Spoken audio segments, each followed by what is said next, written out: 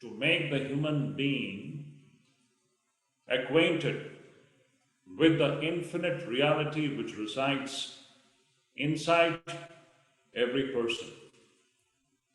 So this is a vidya, and the real English word we can use to understand what vidya means is science. It is the science of the self. So Upanishads are not, literally speaking, books, but it is the science of self-realization. If you look into the human life, you see that human life is fraught with so many challenges.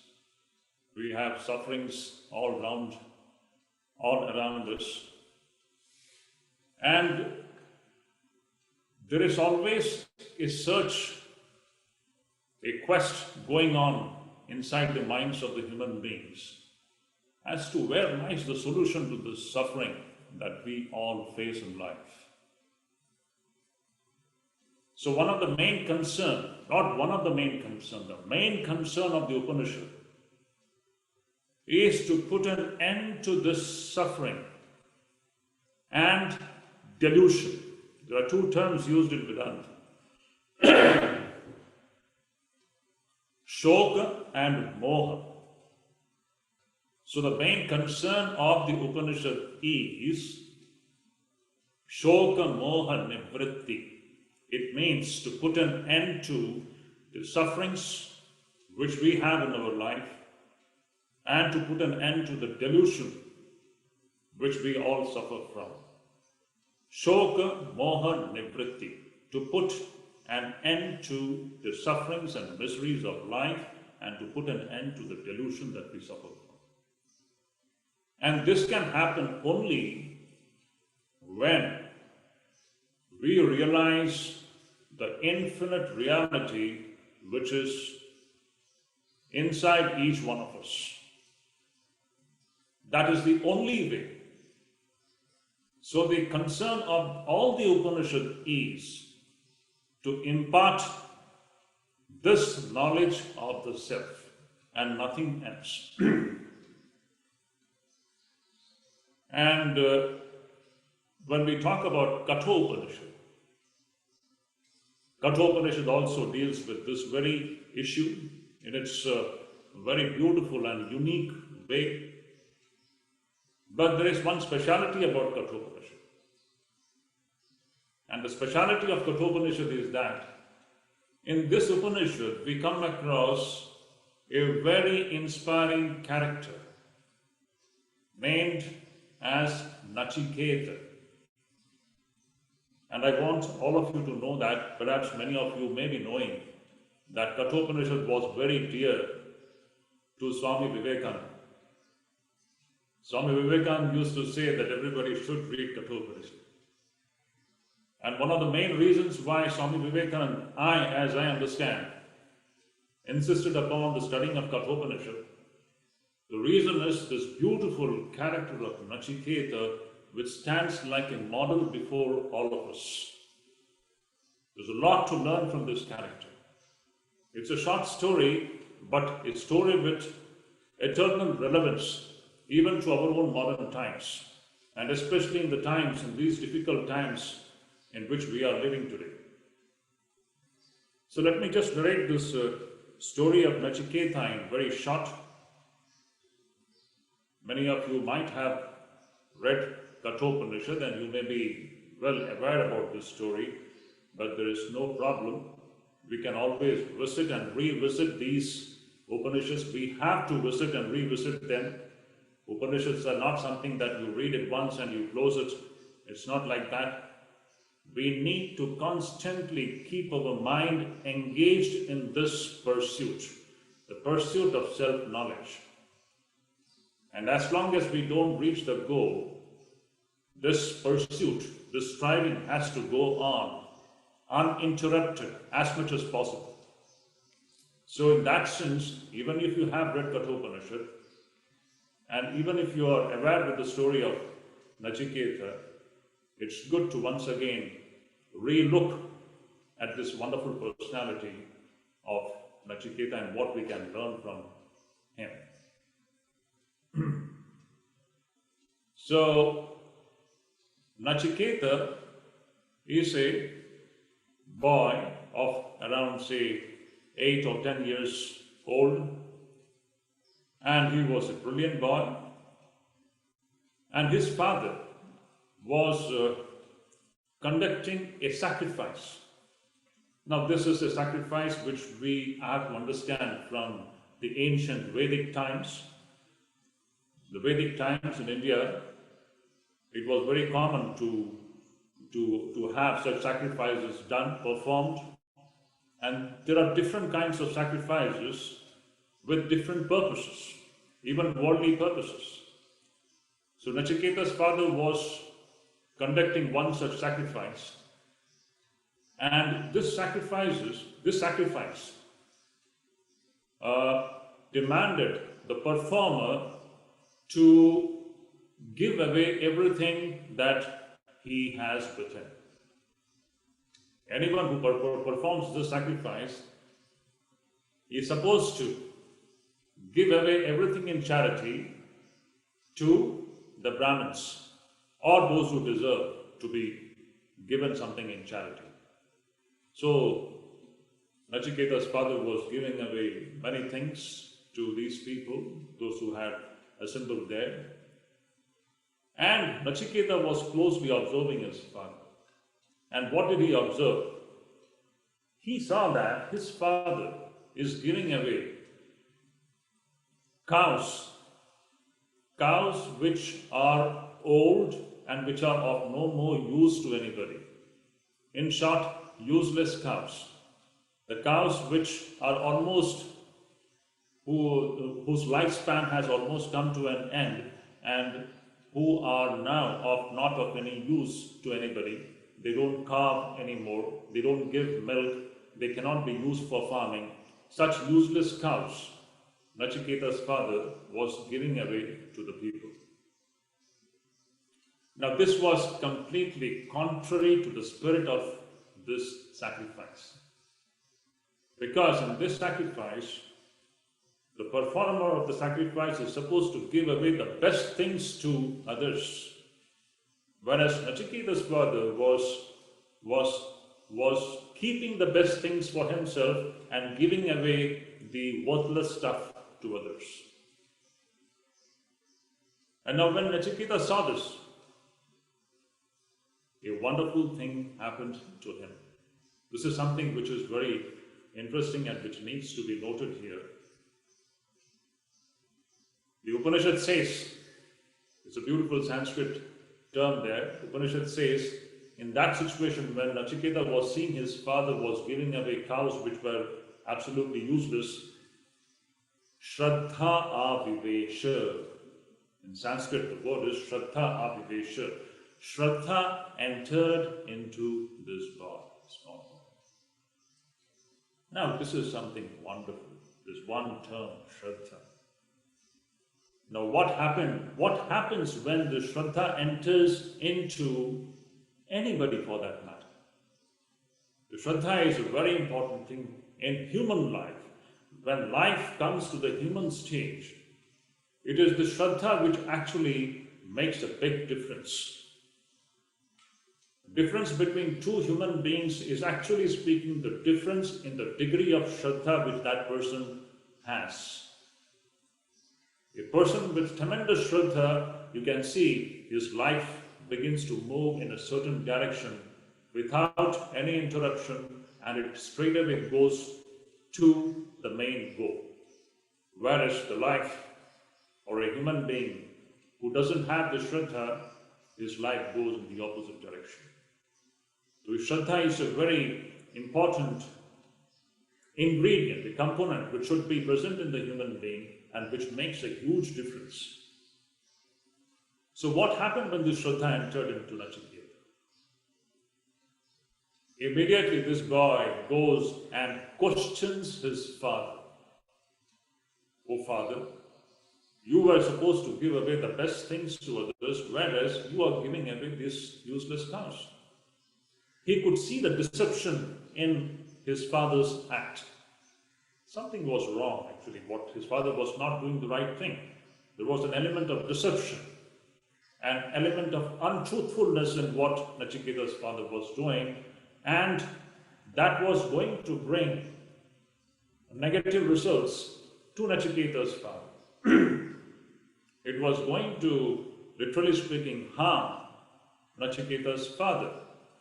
And in order to see that his father is not harmed by his act, he wanted to go and correct his father, and he goes and asks, "Oh Father, you are giving away these things to these people.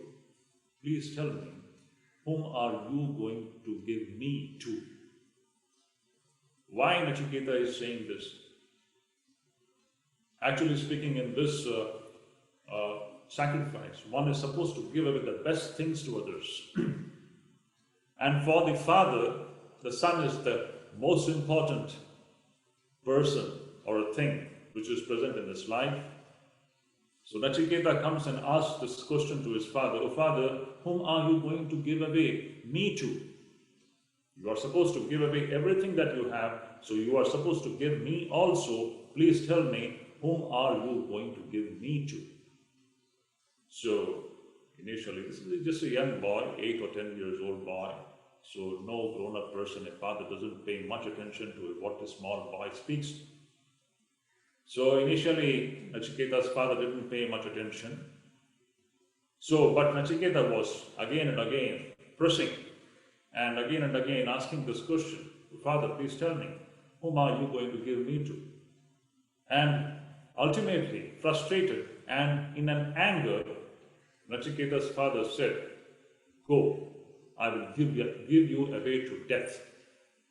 Often it so happens that in the spur of the moment, in an angry mood, we blurt out certain things, not exactly meaning it, but it comes out. This is what precisely happened with Nachiketa's father. He blurted out in anger that, "Go away, I give you away to death." So as these words came out from his mouth, now Nachiketa said, "Father, you have told that you are giving me away to death." Death means the Lord of Death. And he is actually usually known as Yamaraj, the Lord of Death. Usually we have all kinds of ideas about the Lord of Death. We think that he is a very, very devilish kind of a person. And perhaps in Western imagination, when we talk about death and the Lord of the Death, we have this kind of an imagination that he may be a very evil kind of a person, very negative character. But it's not like that. Actually, this Lord of Death, Yamaraj, is a great person. He's a wonderful man, a great tapasvi. It is out of his great meritorious deeds that he has attained to that great position of being the Lord of Death. So Yamaraj is a great person. He's a great, very austere, and is a man of a great wisdom. And here in Kathopanishad, Yamaraj is the teacher. He is the Guru. He is the one who is going to impart the science of self-knowledge to Nachiketa. So that's the interesting aspect of this story. So when Nachiketa's father said that, "I give you away to death," so Nachiketa immediately says, "Okay, then you have to send me to death. I'm going to the abode of death." So of course that was very shocking for Nachiketa's father. And Nachiketa's father tried to stop him from going, as any father would do. But Nachiketa was a person who very strongly adhered to the principle of truthfulness. He didn't want his father's words to become falsified. What his father had uttered, to see that it doesn't become falsified, he remains firm on his determination to go to the abode of death. And that is how we find Nachiketa going to the abode of death. And there, the story goes that when Nachiketa reaches there, Yamaraj is not there in his house, and Nachiketa had to wait for 3 days before Yamaraj came back. And as Yamaraj comes back, Yamaraj feels that as Nachiketa had stayed there for 3 days without eating anything, so it was proper for him to compensate this with 3 boons. And in this way we find that Yamaraj offers Nachiketa 3 boons. You ask for 3 boons. And then the story goes that Nachiketa asks very 3 important boons. The first boon that he asks for is the boon of, it's so interesting, Nachiketa says that, you see, in our everyday life, let us try to understand in our human context, if we have caused pain to somebody, in our everyday life, we all know that often it so happens that in our dealings with others, knowingly or unknowingly, we cause pain to the other person. And if at all we have caused pain to the other person, if we have hurt somebody, without first redressing that, we actually speaking cannot go ahead in life peacefully. When we hurt somebody, we are actually hurting our own self. So Nachiketa had actually heard the sentiments of his father when his father said that please don't go to the abode of death.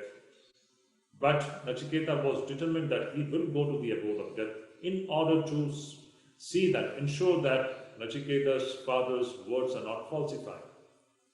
So ultimately it was something which caused pain to his father. So the first boon that he asked for was, let my father, who is gripped with anxiety and worries about me, and who was hurt and who was pained, let my father be first peaceful. That is the first boon that he asks for.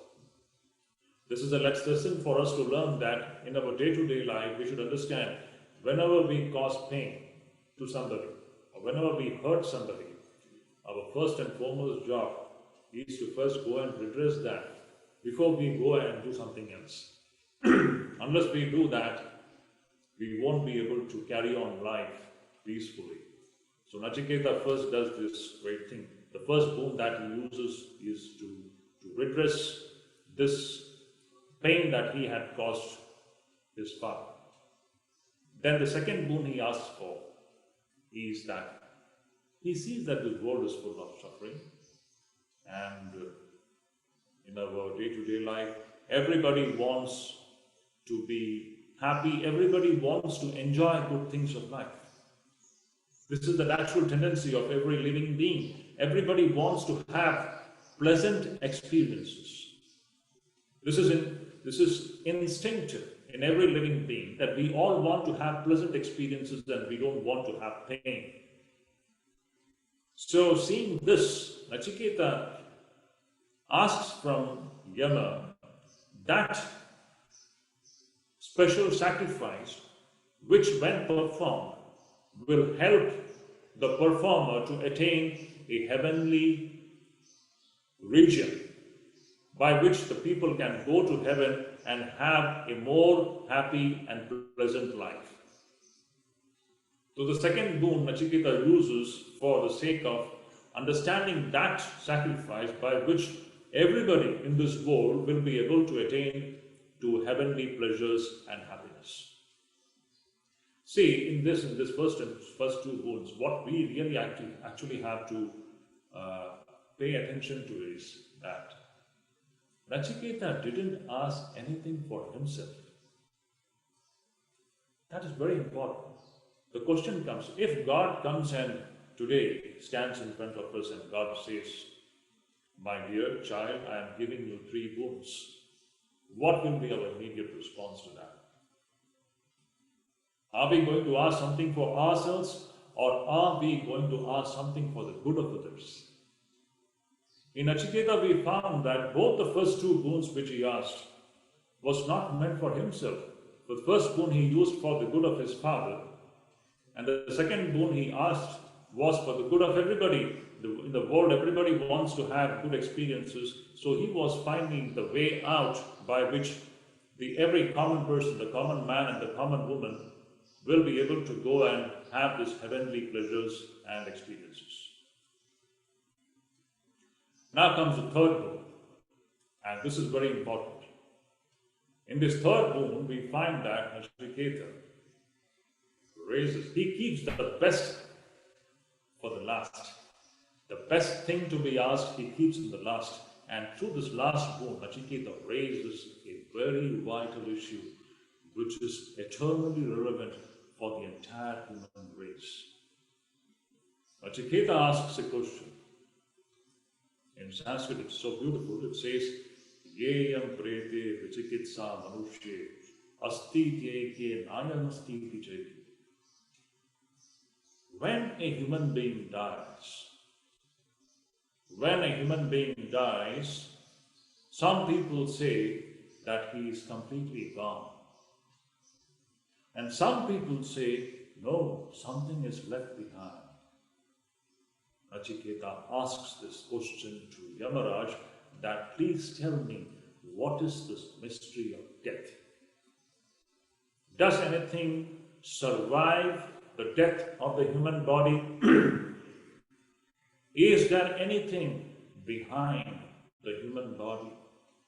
This is the main question, a vital question which has been and which is and which for all times to come will trouble the human mind as long as we don't find an answer to it. So, when Nachiketa put this question before Yamaraj was totally shocked. Such a profound question coming from a small boy of 8 or 10 years old, can you imagine? Such a question doesn't come even in the minds of very elderly people, because we are busy with the so-called the humdrum things of life. But this small boy, just 8 or 10 years old, to be interested in such a profound issue, it is something unthinkable. Usually it doesn't happen that way. So Yamaraj was totally surprised to find this small boy raising this profound question, and he wanted to ensure whether this was something like a superficial curiosity, or whether this question was really coming from a serious spirit of investigation. He wanted to ensure this. And in order to do that, he started tempting Nachiketa with all kinds of things to deviate him from this main question of the mystery of life and death. So Yamaraj started telling him, you see, my dear boy, you ask for anything else. There are so many good things up in this world. Why are you bothering your head with this question? You see, I can give you all pleasurable things of this world. I can make you the lord of this earth. You take cattle, you take horses, you take elephants, you take gold. You take the lordship of this entire planet. I will give you all the pleasures. Ye kama durlabha martya loke. I will give you all those pleasures which are durlabham, which is very difficult to be got in this earthly plane. Even the human beings living on this earthly plane, they cannot even imagine such pleasures I offer to you. Take them, but do not ask this question about life and death. Yamaraj was trying his best to deviate this boy from the main track. He says that I will give you the damsels of the heaven, the most beautiful damsels, and all the pleasures, you take them and you enjoy life. Why are you bothering about this question of life and death? So in spite of all these temptations, we find in Nachiketa a person with unbending resolve and determination, a fantastic characteristic which actually speaks volumes about what actually this boy wants to convey to the entire humanity. Today, this is one thing which we have to learn from this character. So Nachiketa says to Yama that, you see, you are offering all these things to me, but I am not interested in all these things. You keep these things for yourself. The Sanskrit word is very beautiful. Tavaiva vaha tavanritya gite. All these damsels and chariots and cattle and elephants and gold and lordship of this earth, all these things you keep for yourself. Tell me about that mystery of life and death. I am interested in that and that alone. Now, so much for the story, and then from there, Yamaraj is totally deeply impressed with what Nachiketa actually displayed there. A wonderful characteristic of being truly human.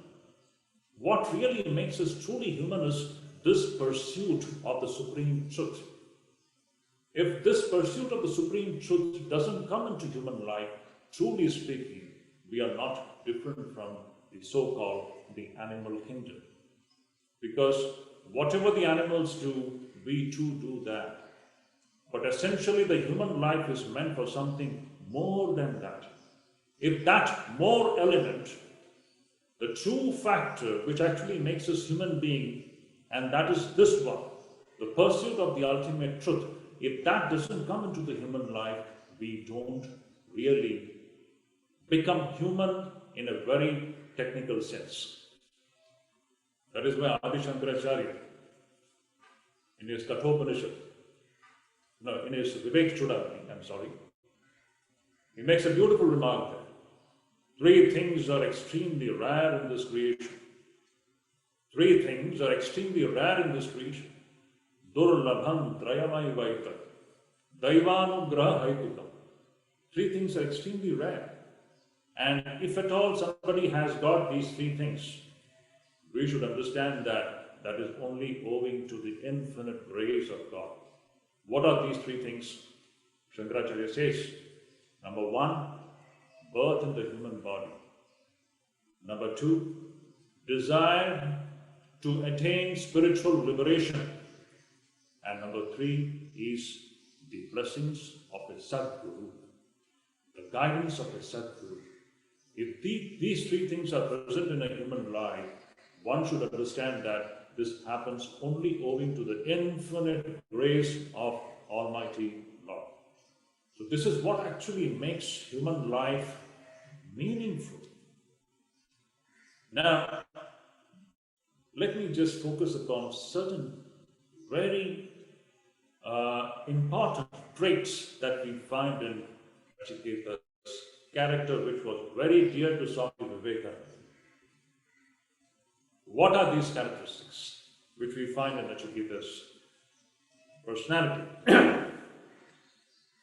The first and foremost thing is Shraddha, which I referred to you before, and I would like to just spend a few minutes on this subject of Shraddha because it is very important in the present situation as well. Why Shraddha is so important? What is Shraddha? We need to understand that Shraddha doesn't mean, usually the English word which is used to understand the term Shraddha is faith. But this faith, this term, is very insufficient to understand what Shraddha conveys. Yes, there is an element of faith, the English word faith, but that is not the whole thing of what Shraddha actually conveys. Shraddha means faith not in any creed or dogma. This we should understand. Again, repeat. Shraddha doesn't mean faith in any creed or any dogma. No. Shraddha means faith in one's own self. Now, what do we mean by Shraddha as faith in one's own self? Shraddha means faith in the existence of an infinite reality within each one of us. Again, I repeat, Shraddha means the faith in the existence of an infinite, all-powerful reality within each one of us. Shraddha means the faith in the power of truth, goodness, and righteousness. Shraddha means the ultimate faith in the ultimate meaningfulness of life itself. Life is full of meaning. Every single happening, every single event which is happening in life, it is filled with meaning. And Shraddha means to have that faith in the ultimate meaningfulness of human life itself. Life is extremely meaningful, it is purposeful. And that purpose comes from the existence of an ultimate reality and that faith in that ultimate reality. That is Shraddha. So, ultimately, if you just see, Shraddha is, you can say that it is the totality of positive attitudes. Totality of positive attitudes which is inclined towards an ultimate reality. It is a frame of mind which affirms, again I repeat, it is a frame of mind, a frame of human mind which affirms the existence of an infinite reality within each one of us.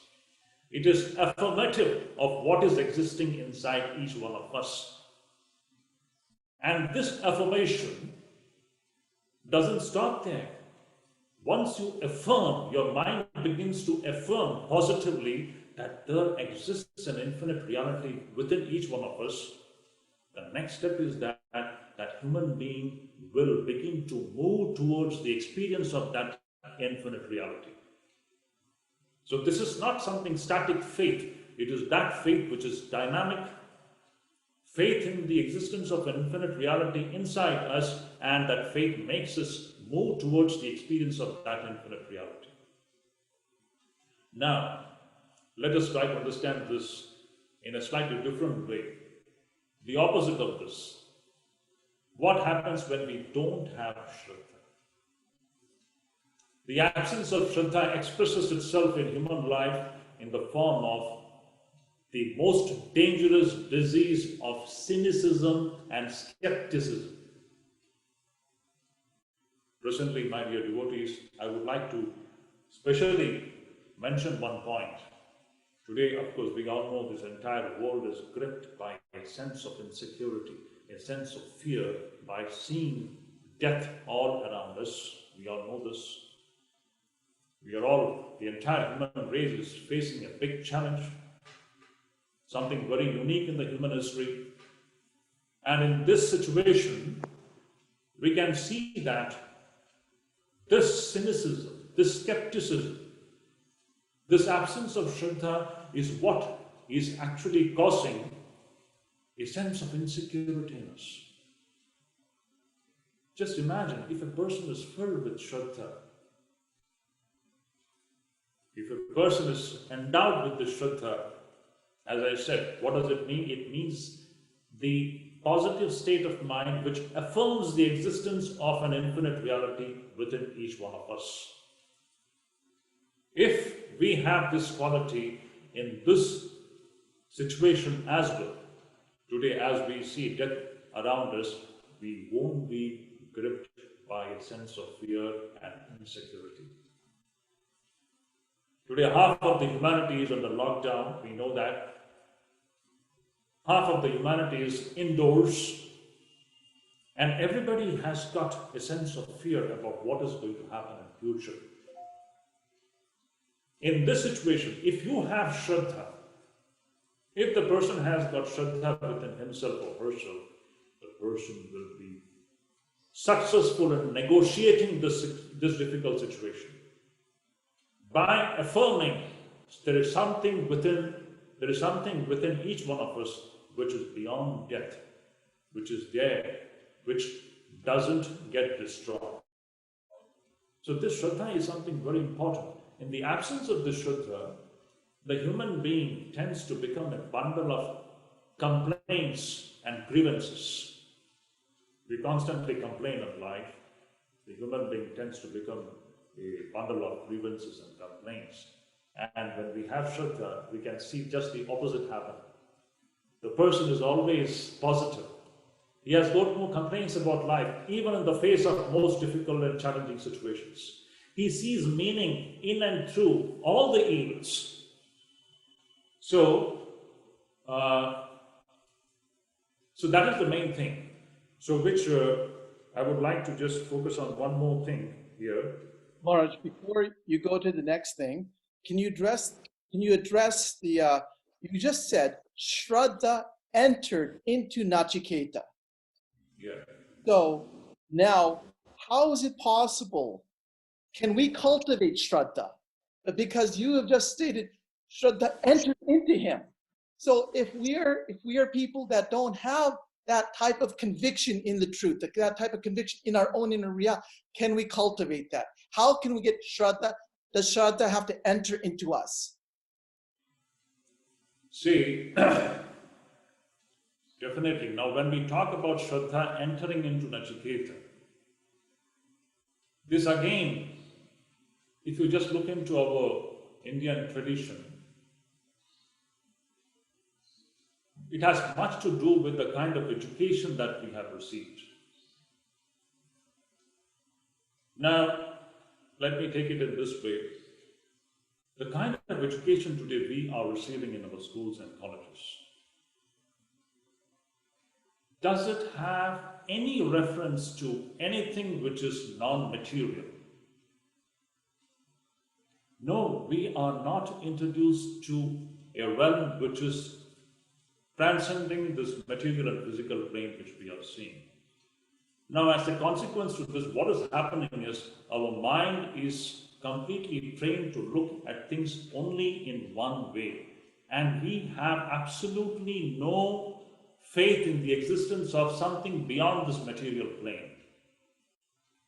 But in the ancient times, our education system was just the opposite. Right from the childhood, when the baby is born, the whole education is the education about the non-physical dimension. The non-physical dimension of human existence becomes the basis of human education itself.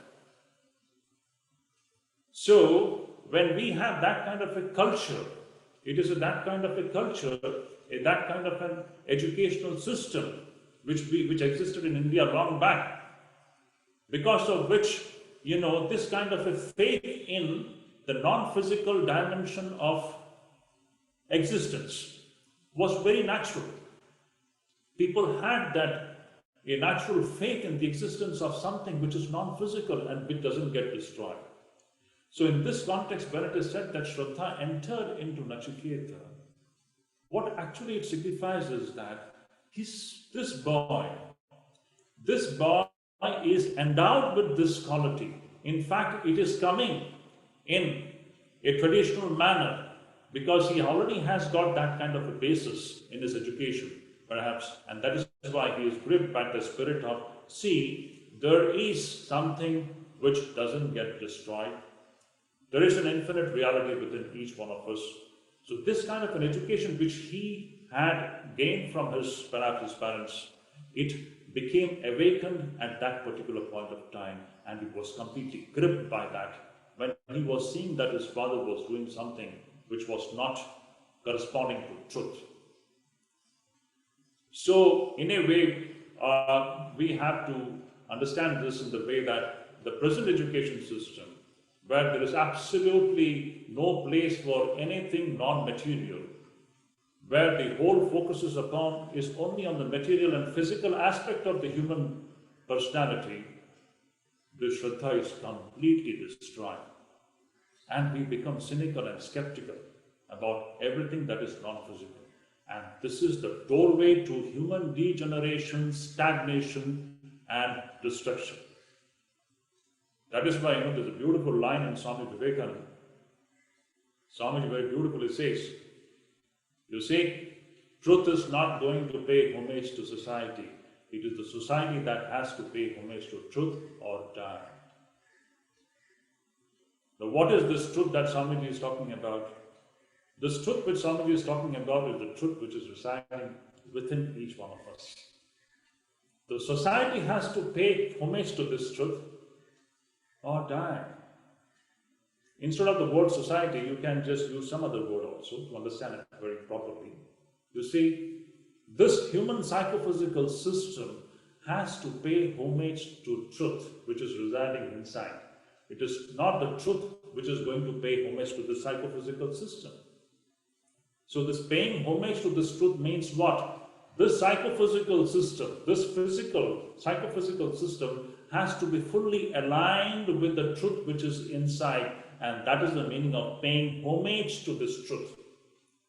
When our life, this human life is completely aligned to the truth which is inside, that is the doorway to raise the human life to higher planes of existence.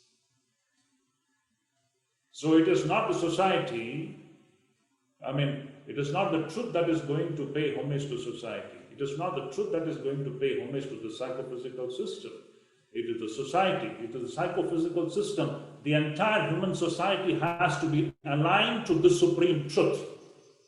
And that is the way of raising the human civilization and culture itself. And this is the one thing which is absolutely absent in our present-day human civilization, and this is what is actually bothering us. I would say that today, in today's situation, you just see, more than the so-called COVID-19 virus, what is more dangerous is the virus of cynicism and skepticism which has infected the human race. If the human mind has to tackle this difficult situation today, the situation which we are facing today, the death which we are seeing around us, and everyone is gripped by a sense of fear and insecurity, if we have to negotiate this situation, the most important thing that we need to do is we have to first remove the virus of cynicism and skepticism from our minds. When that virus is killed, when the human mind is filled with Shraddha, when the human mind is filled with that affirmative state of mind which affirms the existence of an infinite reality within each one of us, it is that state of mind which can negotiate this sense of insecurity and fear which is gripping every human being on the planet today.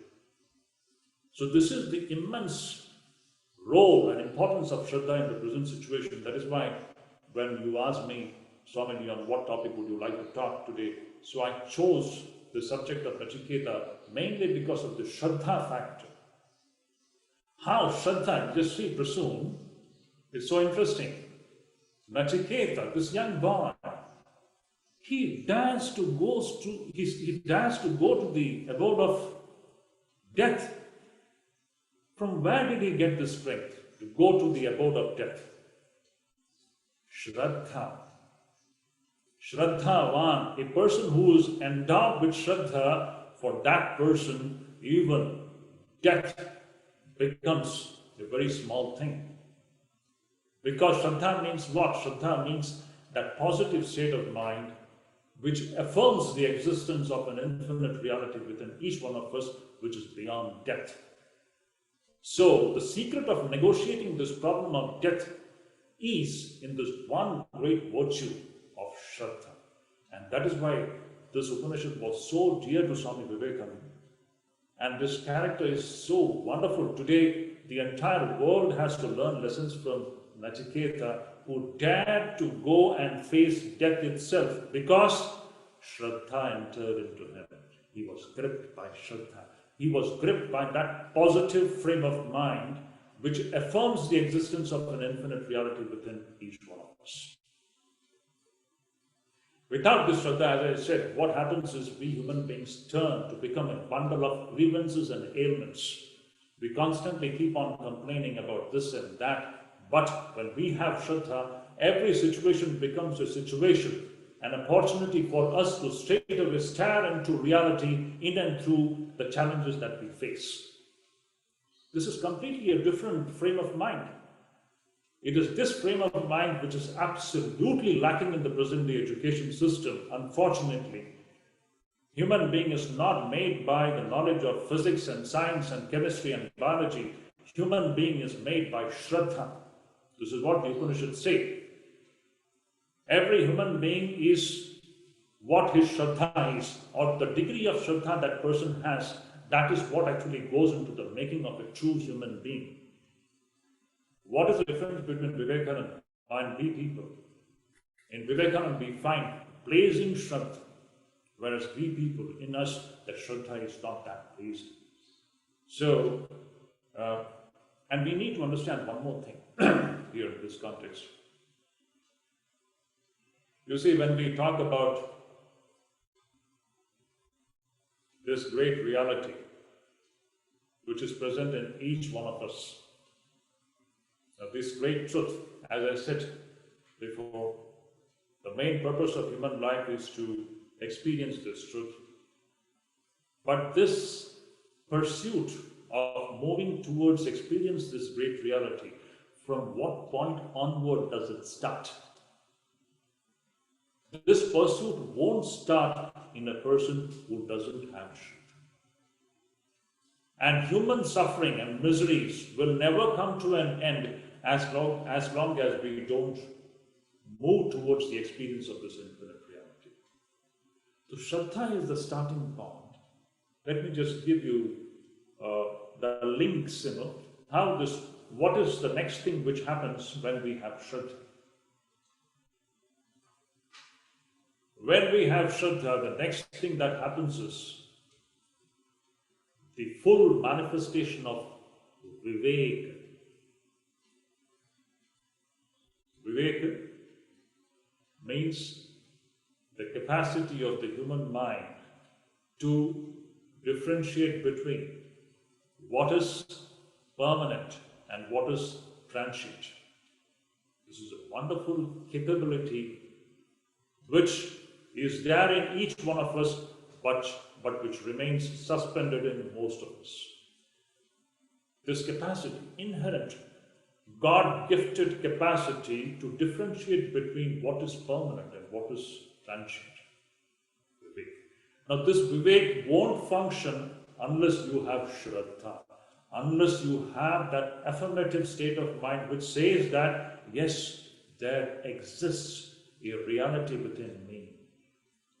If a person doesn't have the Shraddha in him, you won't find this Viveka function. It won't happen.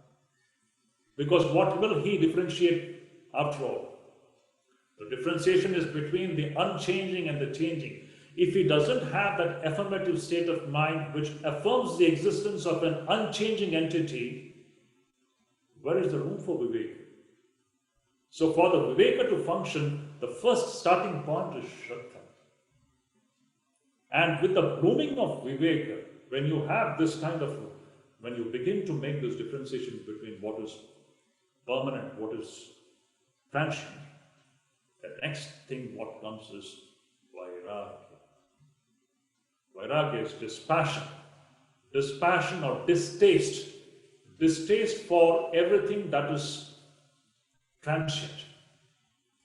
Distaste for everything that is transient and intense love for that which is permanent. When I use the word love, it becomes a term which is used in bhakti. It's a beautiful thing. We talk about love for God. You see, even the love for God the starting point is Shraddha.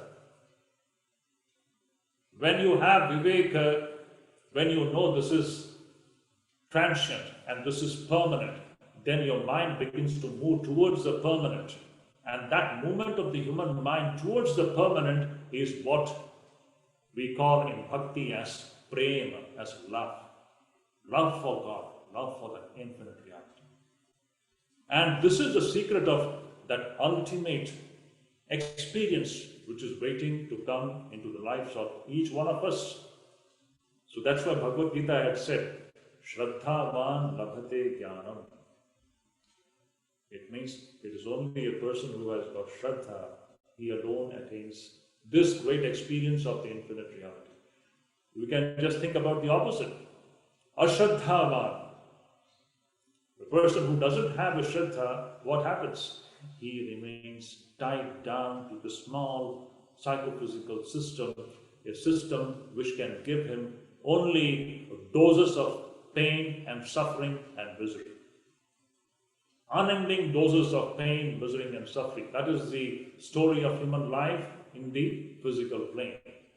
How much ever the person may be a rich man, a very well-known man, socially well-established, whatever it is. But as long as human identity is limited to the physical dimension, the story of the man is fraught with misery, suffering, and insecurity. There is just no escape from this. So, the whole of the Upanishads have got only one concern, to tell all of us that we, in our essence, in our true nature, we are not limited to the small psychophysical system. We are infinite. And that experience of infinitude of all of us starts from the time Shraddha grips us. From that moment when we are gripped by this positive state of mind, which affirms the existence of an infinite reality within each one of us. That is the beautiful thing which is depicted in this story. This small boy gets the guts, he gets the strength even to face death, the Lord of death, because he was gripped by Shraddha. He had the guts to question his father. How come? His father, he's just an 8 or 10 years old boy, and he's seeing that his father is doing something wrong, and he garners the strength to question his father. Father, what you're doing is not right. It is deceitful for you to give away gifts which is not worth giving. From where does he get this strength? The strength comes from Shraddha. Then from where does he see, as I said before, when there is Shraddha, there is Viveka. And when there is Viveka, there is Vairagya. The capacity to give away, the capacity to renounce. Just imagine this small boy. Now, if we just look into the psychology of a boy or a teenager, a boy or a teenager would just imagine, and he would be filled with all kinds of desires and fancies of good things of life. Whereas this boy, he's ready to sacrifice all the good things of his life, and he's ready to go to the abode of death only for one thing, to ensure that his father's words are not falsified. What a wonderful thing. From where does he get the strength to renounce all the good things of life and go to the abode of Lord of death? Shraddha. When you have Shraddha, you will have the capacity to turn your face away from the so-called, the transient and pleasurable things of life. And that is why we find when Yamaraj was offering him all the best things of this so-called physical plane, for all those things, for Nachiketa, all those things were just like straw. He said, I'm not interested in these things. You keep these things with you. I'm interested in the mystery of life and death. Tell me something about that. From where does the spirit come? Shraddha. So Swami Vivekananda he used to really love this character of Nachiketa so much. And again, this factor of Shraddha, he would say, that society is the greatest. Swamiji had said, that society is the greatest where the highest truths become practical. Again, I repeat that sentence which I had referred to before. It is not that society is going to pay homage to, it is not that truth is going to pay homage to society, it is the society that has to pay homage to truth. And that society is the greatest where the highest truths become practical. And that human life is the greatest, where this highest truth which is residing in each one of us becomes actively manifested. That human life is the greatest, where this infinite reality which is residing in each one of us becomes actively manifested. This is what Swami Vivekananda says, that each soul is potentially divine, and the goal of human life is to manifest this divinity in every moment of human life. And this comes from Shraddha. At the root of everything lies this one beautiful quality of Shraddha. And that is the importance of this wonderful story. Yes, Prashant, you have any questions? All right. So let me do a little follow-up here then. Yeah. So you've just stated that it all begins with Shraddha. And then Shraddha leads to Viveka. And then that leads to Vairagya. And that Prashant, you need to repeat once more, please. You've just stated, I'm just summarizing. It begins with Shraddha. And that leads to Viveka. That leads to Vairagya. And that is taking you a movement towards the permanent.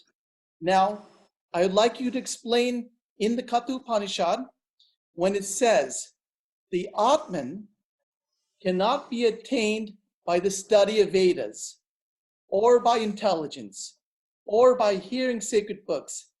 It is attained by him alone whom it chooses. To such a one, Atman reveals itself. What is the meaning of that statement in context with what you just said?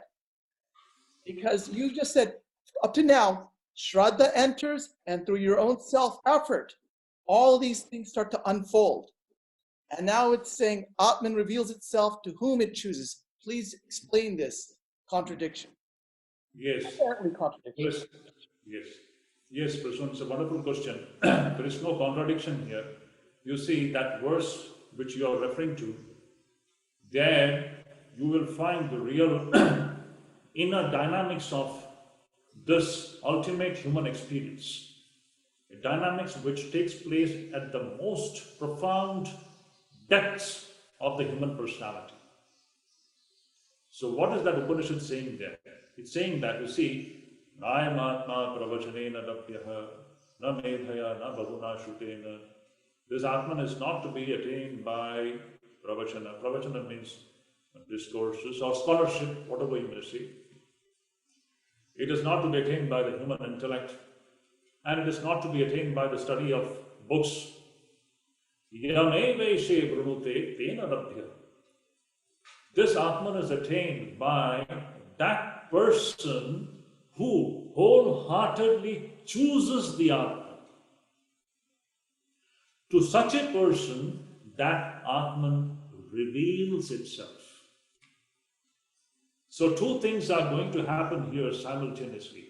Actually, truly speaking, it is not that two things are happening. Apparently two things are happening, but if you just look at it from the human angle, let us understand it from the human angle, there what is happening is, as I said, it is the man's pursuit of choosing this infinite reality which is throbbing within each one of us. The question is, presently as human beings exist, what is their choice? Do they choose Atman or do they choose the things of the world? Now, a person who is busy choosing the things of the world, do you think the Atman is going to be revealed to that person? It's never going to happen. So Atman gets revealed to that person who wholeheartedly, I again repeat, wholeheartedly, this is very important. Atman is revealed to that person who wholeheartedly chooses the Atman. That this choosing of the Atman starts with Shraddha. Shraddha is that first starting point where the human being or the human mind affirms the existence of the Atman. If you don't even affirm that, what is the question of that ultimate reality getting revealed in our life? So, this is how it happens there. I need to just, in this context, I will just focus upon one more beautiful verse which is found in this Katha Upanishad, which needs a little bit of probing and which is very strategically important in our day-to-day life. Katha Upanishad says, Paranchi khani vyatranat swayambhu tasmat param pashyati antaratma.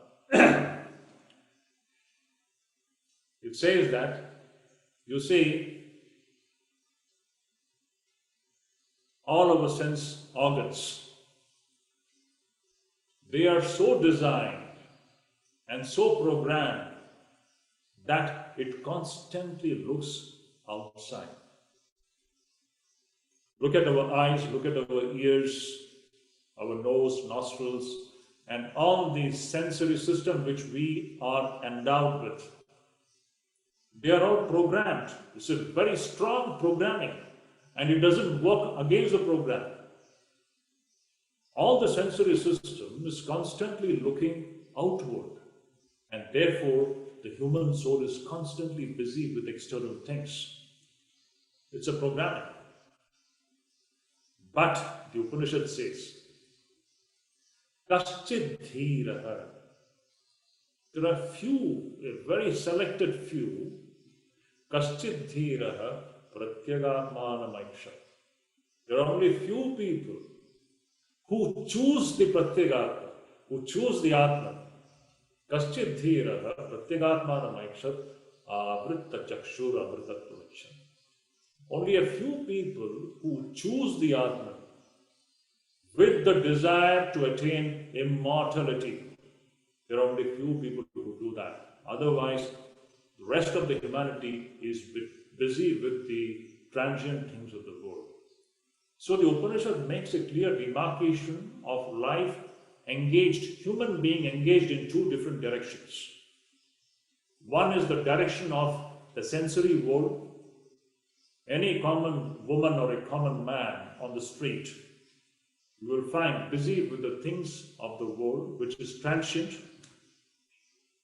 And there are few who can be counted on the fingers in whom we find this Shraddha functioning. Shraddha functioning means that person has started affirming the existence of a non-physical entity which is residing inside each one of us. And this non-physical entity, the spiritual entity, which is the source of infinite power and glory, residing in each one of us.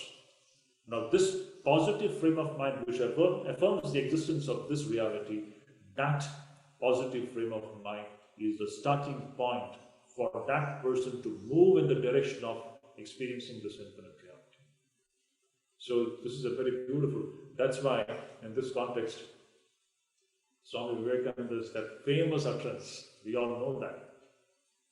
Arise, awake, and stop not till the goal is reached. That verse is found in Kathopanishad. See, you can see how Swami Vivekananda was so fascinated. Many of the beautiful utterances which we find coming out from the mouth of this great spiritual teacher, Vivekananda, is from Kathopanishad.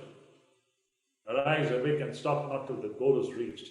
Uttishtata, Jagrata, Prapya Varani Bodhata. It's a beautiful thing. Uttishtata.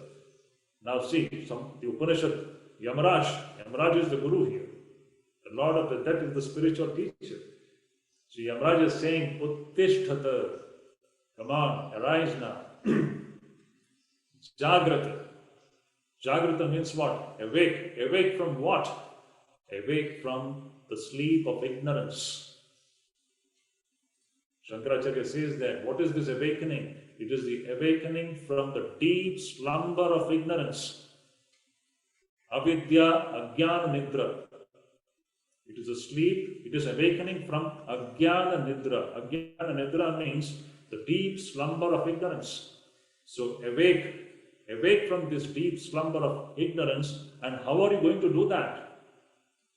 By approaching great teachers, spiritual teachers. Approach a great teacher, a guru, sit at his feet and learn the lessons of this great Atman, Atma Vidya, and attain and experience that Atman. This is the process. So that wonderful verse Swami Vivekananda has freely translated as arise, awake, and stop not till the goal is reached. So I feel that in the present day situation where we are facing this very tragic kind of a situation which we are seeing around us, where we have to see so many people dying. This should raise this one big question in the minds of the people, that what is the ultimate mystery of life and death, and try to resolve it. Half of the humanity is in lockdown. Instead of worrying about all kinds of things, human mind should busy itself in resolving the mystery of life and death itself. That can be the best way in which we can utilize the times in which we are living today, where people are trying to find out ways to spend their times more creatively. Maharaj, thank you. We have about 40 questions already that are coming up.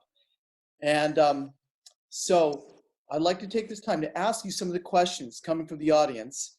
And also, if you have a question you'd ask to live, raise your hand and Vikram, who is will be watching you, he'll take note.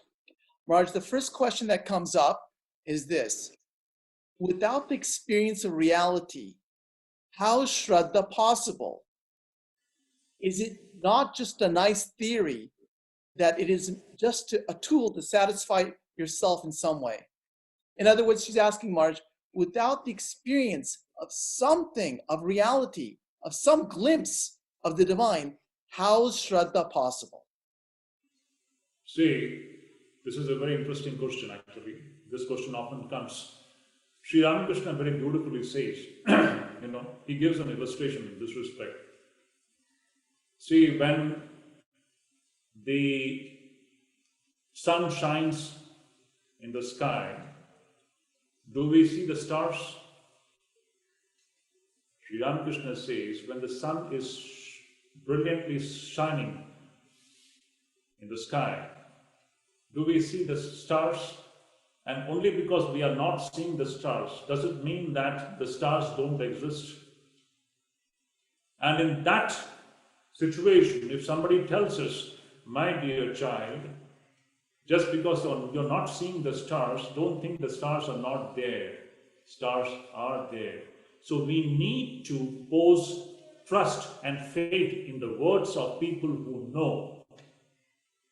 Though we haven't experienced the existence of stars, there are persons who have seen the stars when the sun disappears from the sky. So those experienced people, their statements are to be taken as propositions which we need to inquire into. So this is the method. We have to pose faith in the words of the teachers who have experienced this reality. So this question is very valid. How can we have faith in that which we haven't experienced? Actually, it's a contradiction. If you have already experienced, there is no need for you to have faith in that. So, what is the definition, technical definition of this term Shraddha? If you just see, Shankaracharya says in the Vivek Chudamani, Shastrasya Guru Vakyasya Satya Buddhi Avadharanam. It's a beautiful statement. Shastrasya Guru Vakyasya, it means the words of the scriptures and the words coming from the mouth of a person who knows the supreme truth. He is Guru. Regarding these words, to have a positive frame of the mind. What is that positive frame of mind?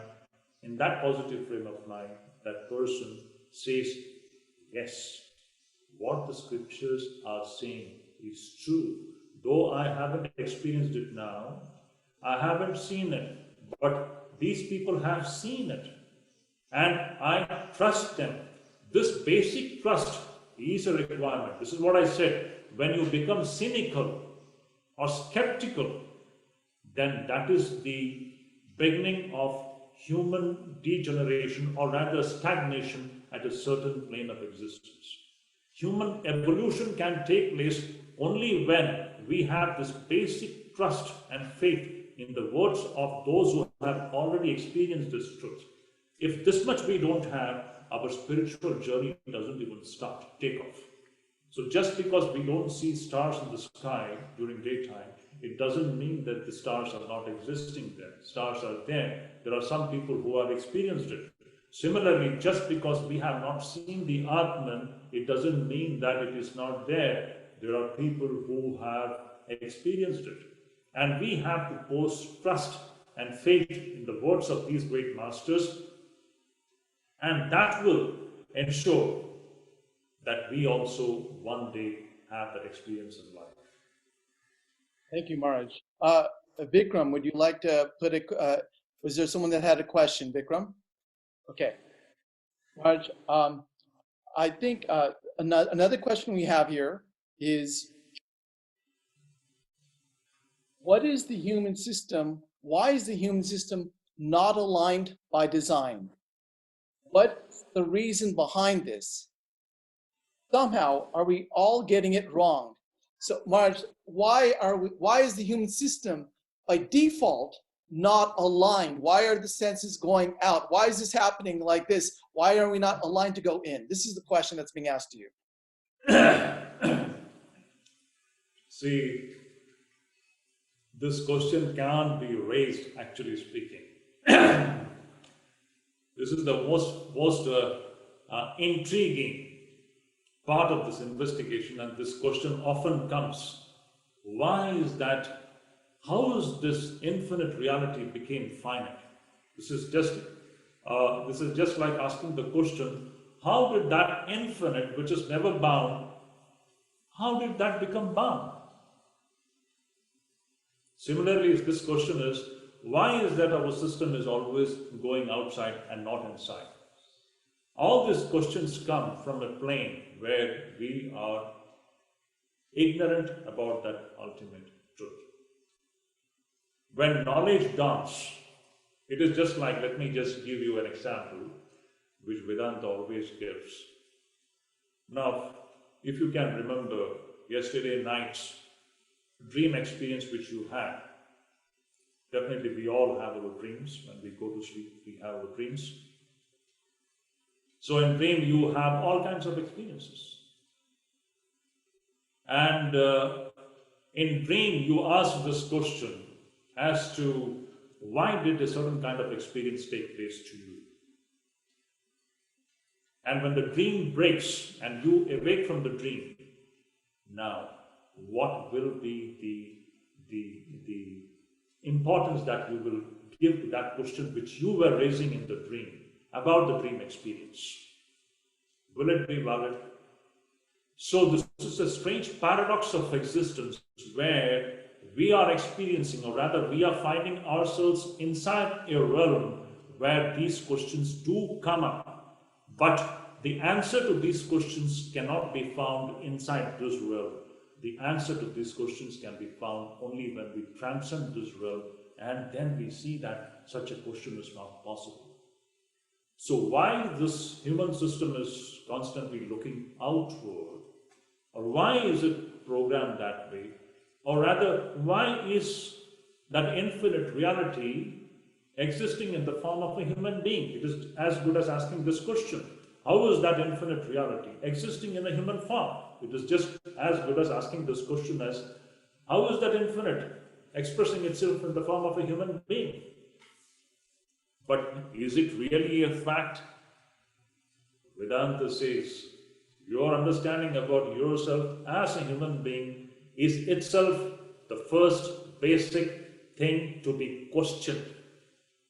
When you begin to question whether this itself is the ultimate reality, as a human being, my identity as a human being, is this the final thing? When we ask this question, and when we arrive at the right kind of an answer through experience, at that time you will see that all these questions of why is this sense organs programmed in this way, this why question doesn't actually arise in Vedanta. It's a fact. This is what Swami Vivekananda very beautifully says. This kind of an experience which we have, in which we are constantly running out, this is just a statement of fact of what we are and what we are seeing around us. This is what is Maya. To put it in one word, Vedanta says this is Maya. And this Maya, beautifully, Swami Vivekananda says, it's a statement of fact of what we are and what we are seeing around us. That's all. There is no question of why. It's there. But when we investigate into it, and when we come to the final conclusion through an experience, we will see that the whole thing is different. It was just like a dream. All these questions were being asked in a state of dream. When the dream broke, everything is changed. Thank you. Yes, Vikram, go ahead. If somebody has a question, go ahead. All right, we're going to open a question to someone in the audience. You please introduce yourself and tell us where you're from, then tell us and ask the question, please. My name is Rajendra from Austin, Texas. Since you mentioned that the ultimate reality according to scripture and guru is what you want to believe in having Shraddha. But what if Shankaracharya says ultimate reality is fullness and Buddha says ultimate reality is void? Whom do you believe?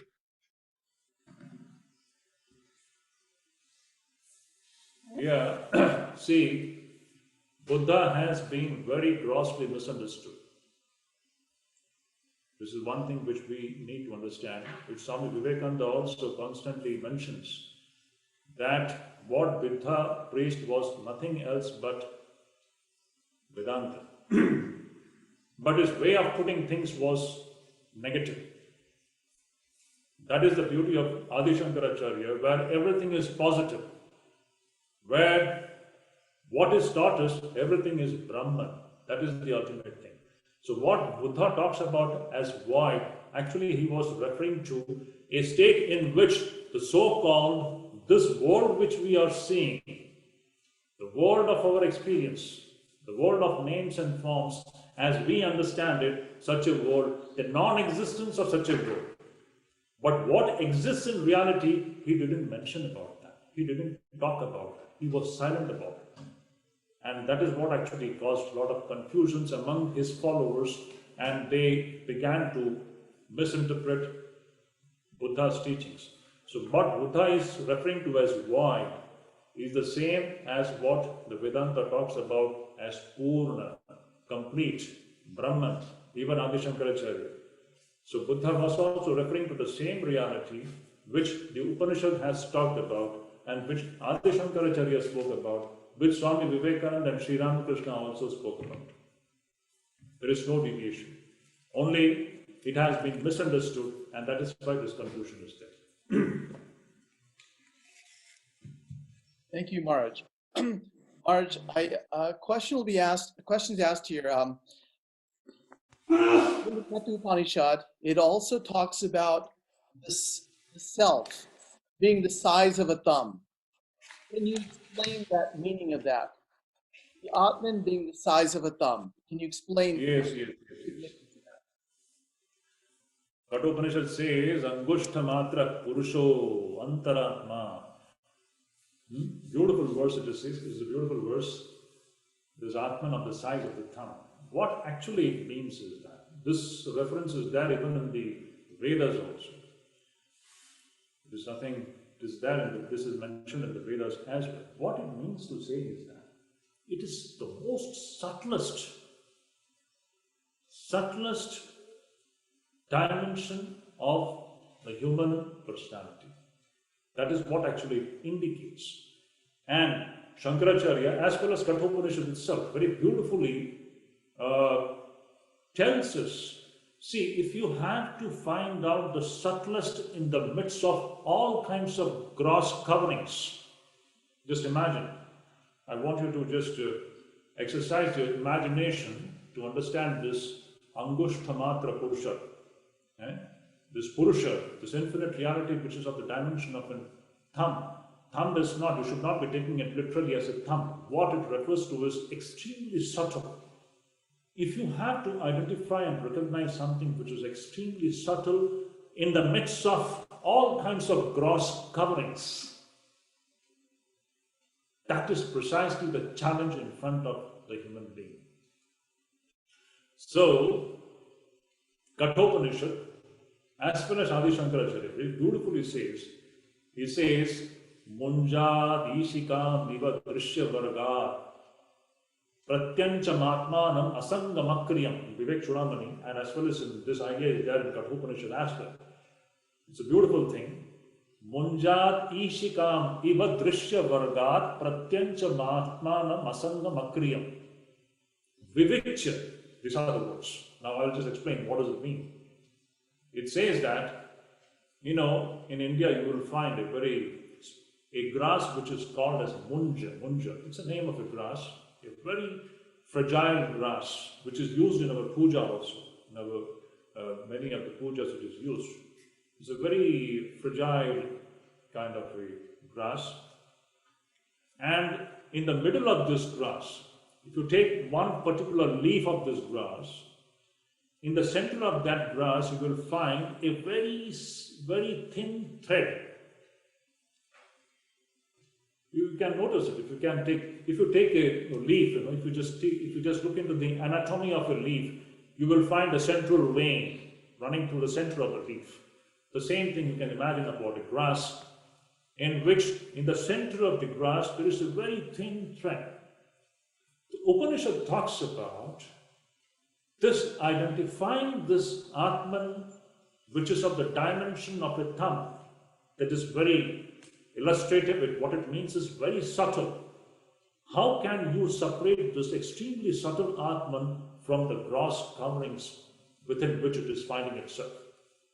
The process is just like removing that very thin thread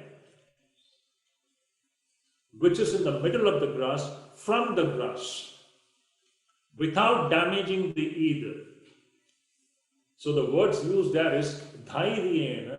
Dhairyena means with utmost dexterity and persistence, and with utmost care and caution, with the highest degree of caution and alertness, you need to separate that thin thread from that grass. So this process of separating this Atman from the gross covering is just akin to that. That is a beautiful comparison. So where you talked about this issue of this Atman being presented as an Angushta Matra Purusha, Atman which is of the size of a thumbnail, what it actually refers to is extreme subtlety. Atman is the subtlest part of this human system, covered by all kinds of gross coverings, and the process of separating this Atman from the gross that's why Upanishad says this can be done only by a person who has got extremely sharp and pure mind. Unless the mind becomes extremely sharp here refers to purity actually, nothing else. When we talk about sharpness of something, we usually understand it in a very gross and physical sense. But what actually it means extreme purity. When the mind becomes extremely pure, it is in that pure state of mind, it becomes possible to identify and separate the subtle Atman from all the gross coverings and layers. That is the meaning of that verse.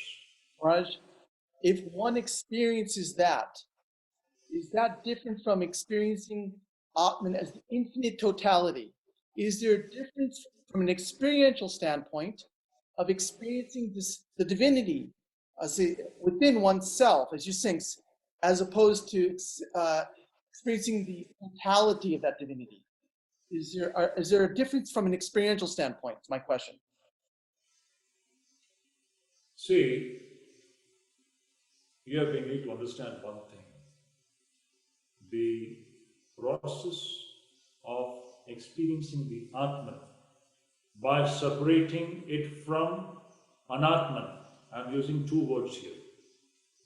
It is the process of separating the Atman. Atman means the self, from Anatman. Anatman means the non-self. So initially there are two different, it may appear as if there are two different things. This is the climax of the spiritual journey. The spiritual journey which starts with the process of separating the unchanging from the changing. The spiritual journey which starts from a very focused pursuit of separating the self from the non-self, as if they are two different things. Finally, when you reach the climax of this process where you experience the self, where you experience the Atman, in that experience, one will see to it that this what he had separated as non-self, what he had separated as Anatman is nothing but Atman manifesting in a certain form. That's all. So the person's final experience will be that everything is Atman, everything is self. There is nothing apart from Atman, there is nothing apart from Brahman, there is nothing apart from one's own self. What appeared to be separated from me What appears to be distinct from me as different entities, they are all nothing but my own self. They are nothing but my own Atman. They are all nothing but Brahman. Sarvam Khaluvidam Brahma.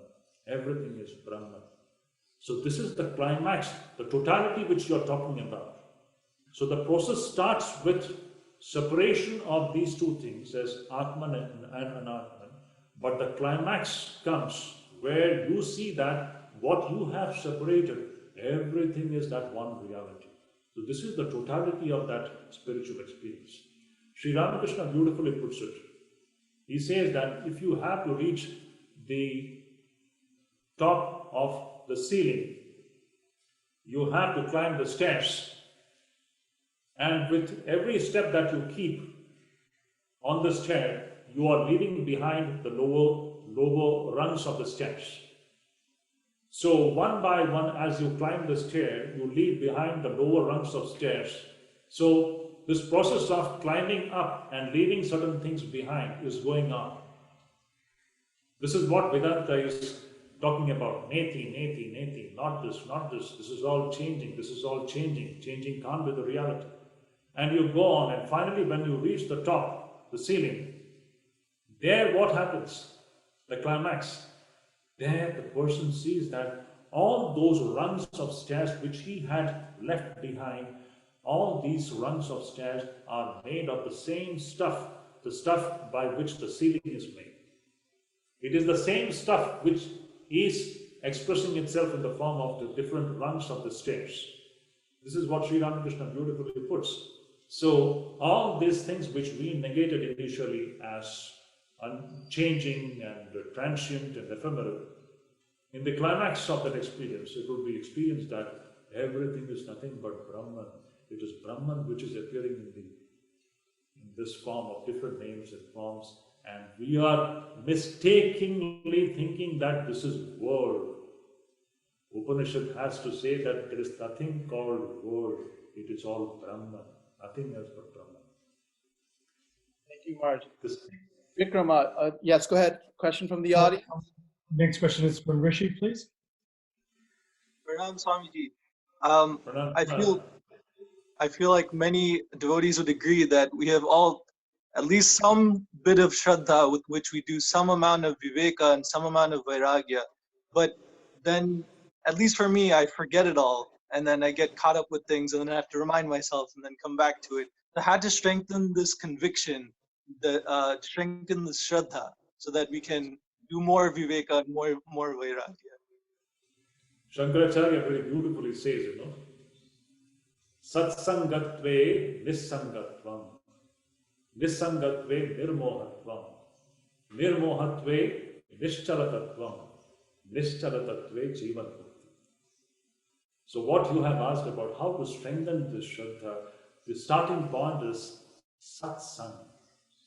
There can be nothing greater than the company of people who are seriously walking on the path of spiritual realization.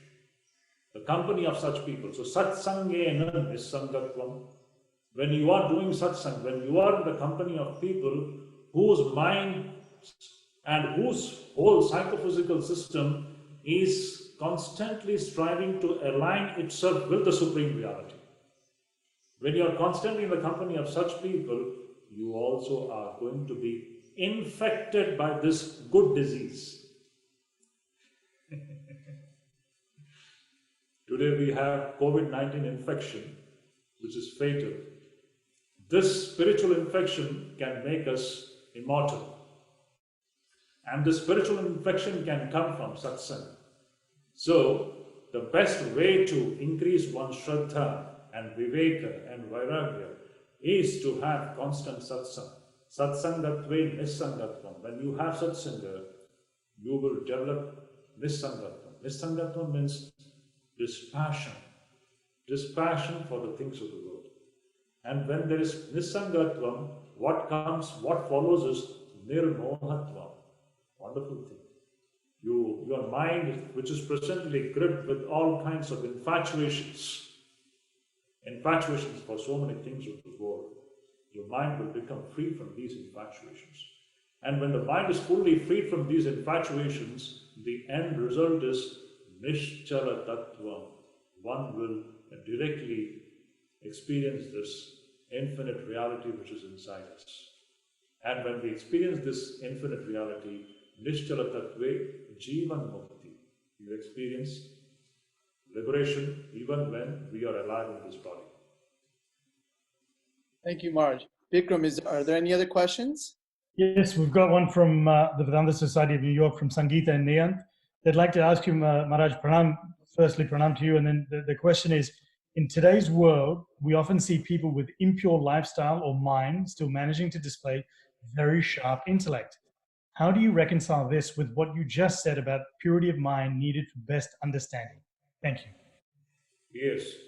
See, usually there are two kinds of intellects. It's a very good question, actually, very practical. In the world, we will find that there are people who have got a very sharp intellect. They can do wonderful things in this physical plane. This quality of intellect being sharp at the physical plane is nothing but the training of the human mind and intellect in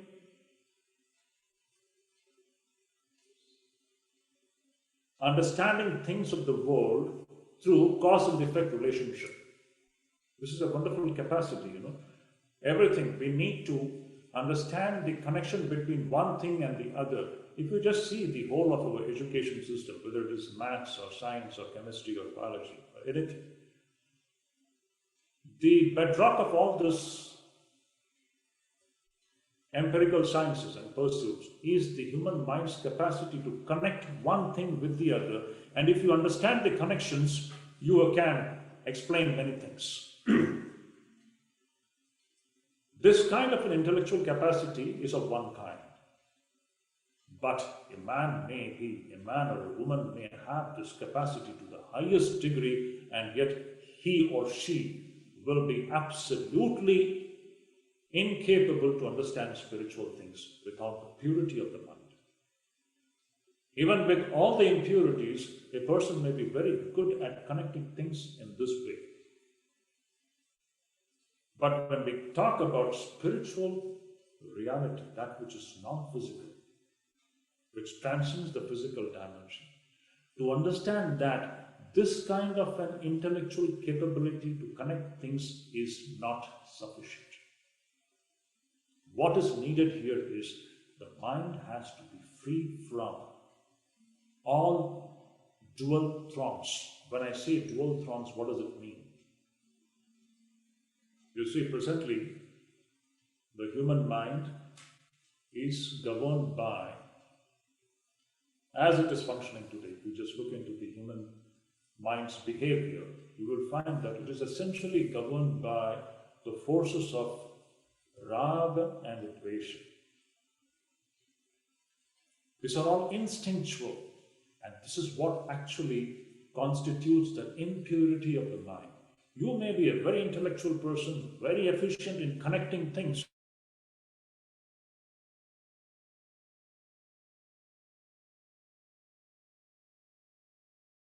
Raga means an inexplicable kind of an attraction towards something.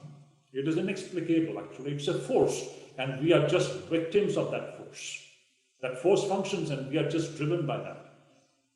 And dvesha is just the opposite of that. It is a force which makes us hate somebody.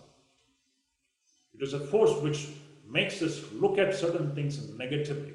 These are the forces working and pulling the human mind in two opposing directions.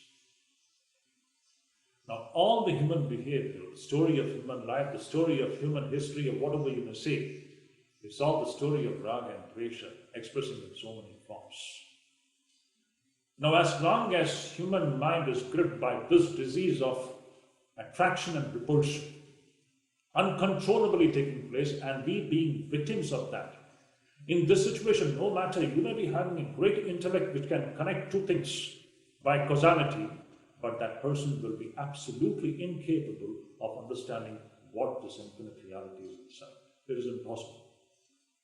So the first requirement when it comes to understanding the spiritual reality is concerned is freeing this mind from the disease of this kind of an impurity expressing itself in the form of raga and dvesha. Raga dvesha vyuktaistu vishayan indriyaishcharyam charan atmavashyed vidheyatma prasadam adhigacchati. Bhagavad Gita says, a mind which is freed from raga and dvesha, even when it is roaming in this jungle of sense objects. That is the beautiful description. Even when the mind is roaming in the jungle of sense objects, it is free of raga and dvesha. It is freed from the dual throngs of attraction and repulsion. This is the pure state of mind. It is a state of mind which is balanced, which doesn't go to the extremes. It remains in the center. It is neutral. Purity of the mind means the neutrality of the mind. It is neutral. It is neither attracted or nor does it repel. It remains neutral. Now, this is the state of mind which can sense the existence of reality which transcends this physical dimension. So this is the connection between the human intellect, which is very sharp in understanding the empirical things, at the same time, which will be absolutely incapable to understand what the supreme reality is as long as it is gripped and governed by the forces of raga and dvesha. Maharaj, thank you very much. I think one more question. We cannot leave the Katha Upanishads without talking about the concepts of Shreyas and Preyas. So one question that was asked, if one gets Shraddha, does Shreyas increase? Can you explain what is Shreyas and what is Preyas, and how can we use it to help in our spiritual life? How can we distinguish between Shreyas and Preyas? We have indirectly touched upon this point, but anyway, this question is a very good question. See, Preyas means that which is pleasurable. Now, all the transient things of this world, they are all very pleasurable. They give pleasure to the sensory system. They are all preyas. Shreyas means just the opposite of that. It is not pleasurable, but it is truly beneficial. This distinction between what is truly beneficial and what appears to be pleasurable is the distinction which only human beings can understand.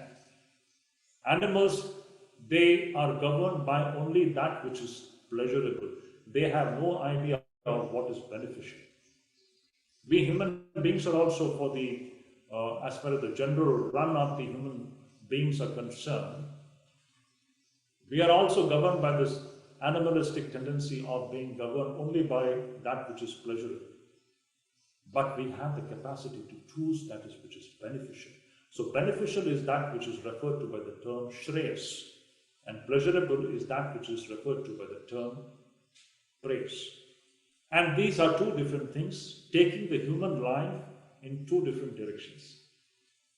So, now what we talked about, Viveka and everything, it's just, it comes to this very point of differentiating between what is pleasurable and what is beneficial, and choose the beneficial and leave the pleasurable.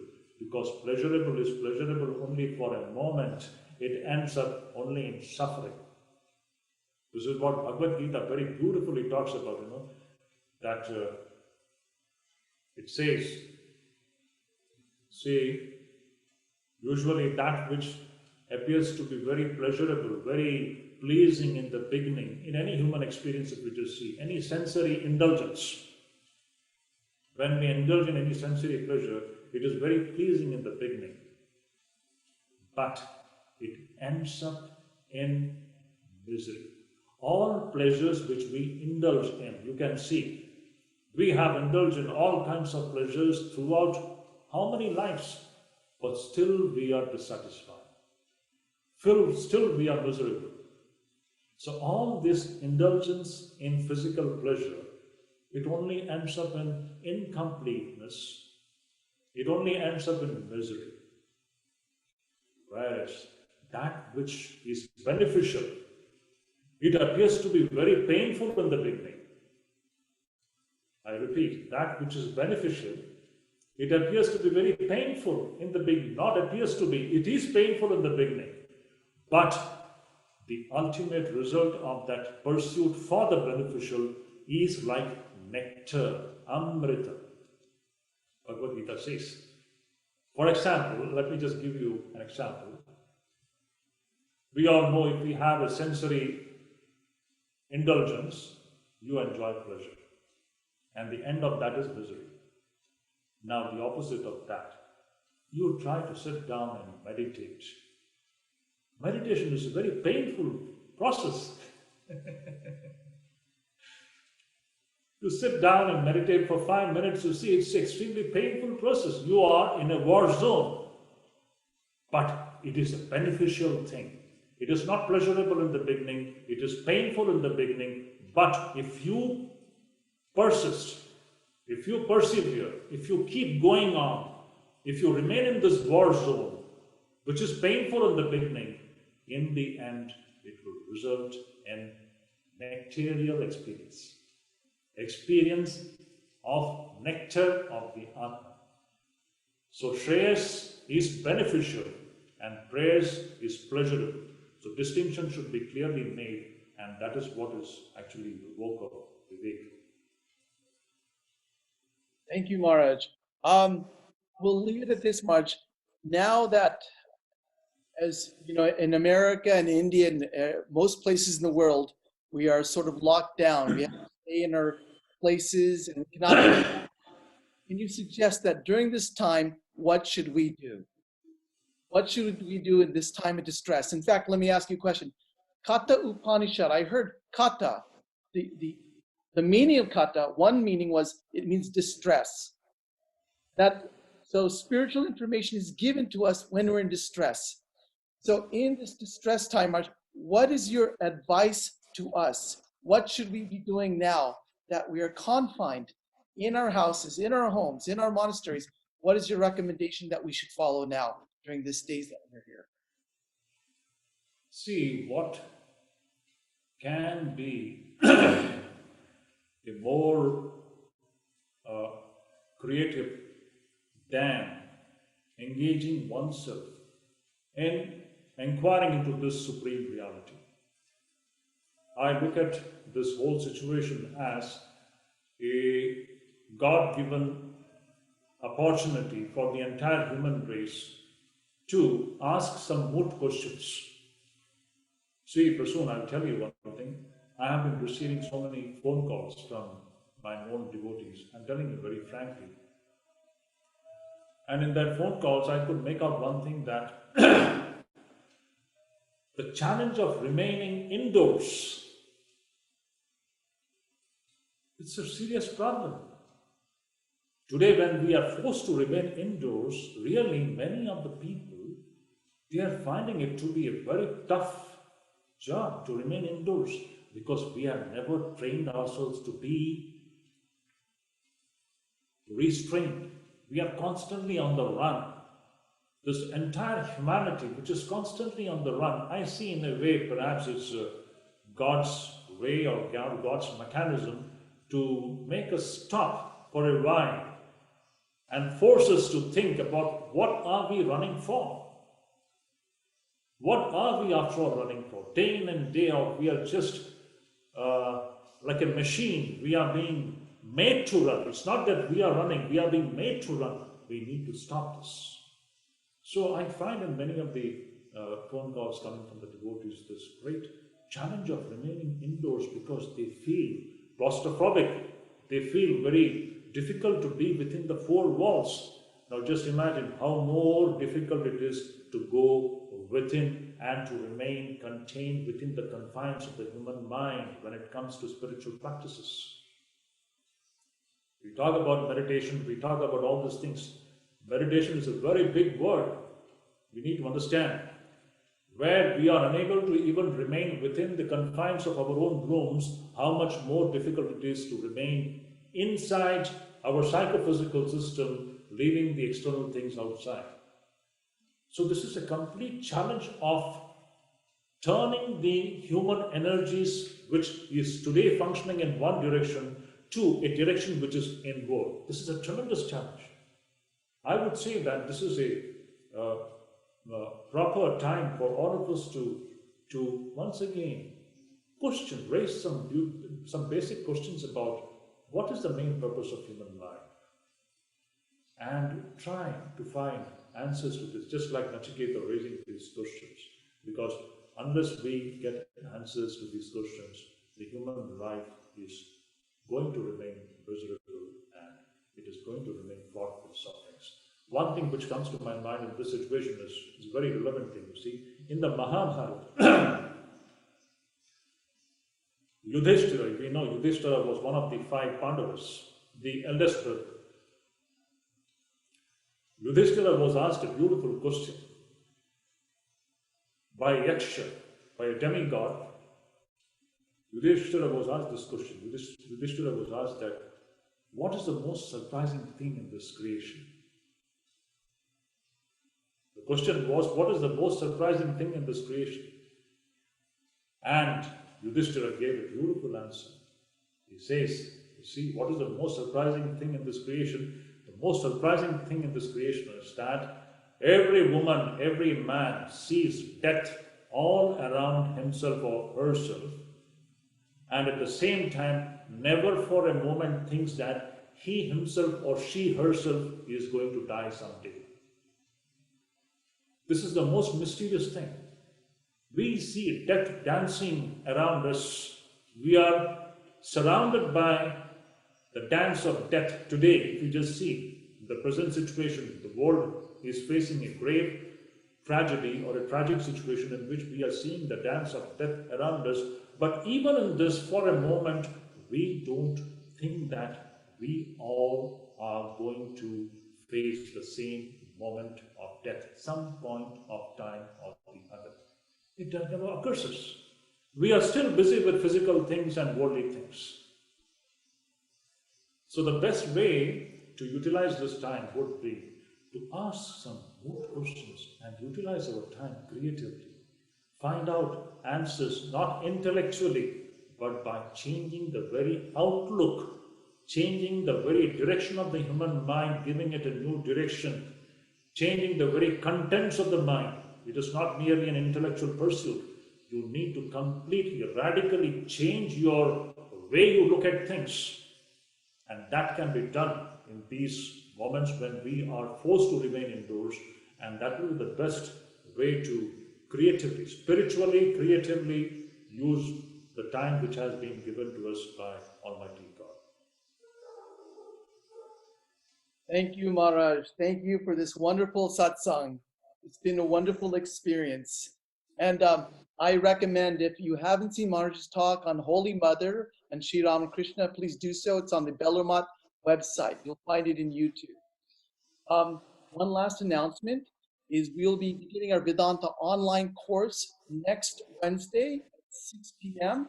So there's a 7-week online course, Introduction to Vedanta, with various speakers. If you want to sign up for that, you can go to sandiegovedanta.org. sandiegovedanta.org. The deadline is this Friday. Raj, can you please, thank you so much for the Maharaj. We'll have to back again. Yes. And can you please close off with the chant, Maharaj? Yes.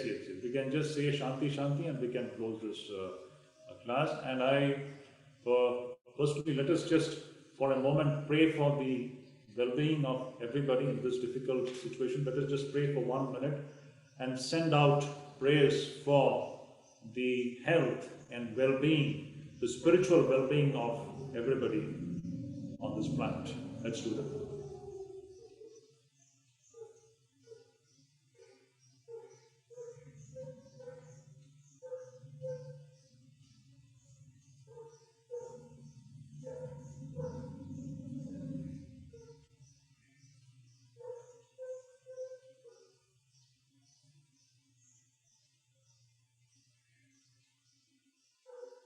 Om Shanti Shanti Shanti Hari Om Tat Sat.